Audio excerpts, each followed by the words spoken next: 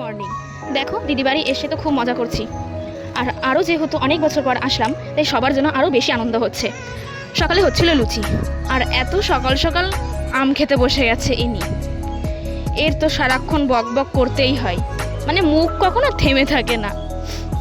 Breakfast complete করে একটু মজা করছিলাম, গরমের মধ্যে কোল্ড ড্রিঙ্কস খেয়ে ঠান্ডা ঠান্ডা হয়ে চলে গেলাম আম পাড়তে। অবশেষে একটা আম পাড়তে পেরে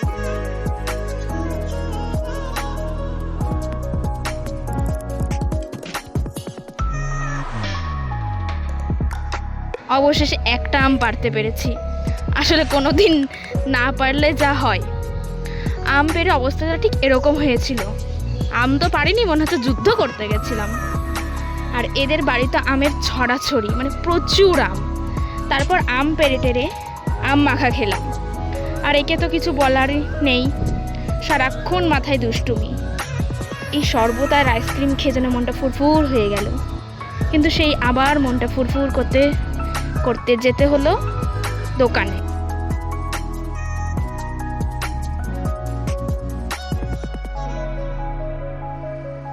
দেন স্নান কমপ্লিট করে নিলাম। তখন বাজে প্রায় 4:45, প্রায় 2 ঘন্টা মতো কারেন্ট ছিল না। দেন সন্ধ্যাবেলায় চা আর চপ খেলাম। বুঝতেই পারছিলাম অবস্থাটা কি হবে আজকে, তবুও খেয়েছি। আর এই দেখো, এই জানলায় কীভাবে বসে আছে।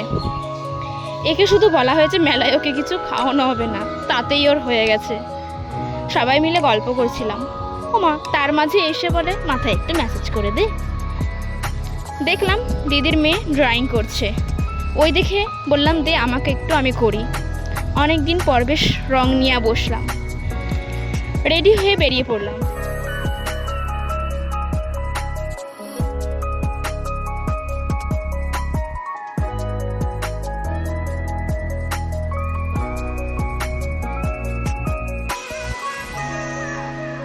গিয়ের মুখটা দেখো।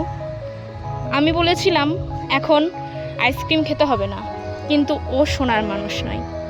আর আমরা ফুচকা খেয়েছিলাম, আর এদিকে তো নাচ শুরু হয়ে গেছে। এসব দেখতে দেখতে বেজে গেছিল 12টা। আর এখন আমার প্রচণ্ড খিদে পেয়ে গেছে, তাই একটু ঘুগনি খেলাম, দিয়ে বাড়ি চলে আসলাম। বাড়ি এসেই ফ্রেশ হয়ে নিলাম। তো আজকে এটুকুই, দেখা হচ্ছে নেক্সট ভিডিওতে। টাটা।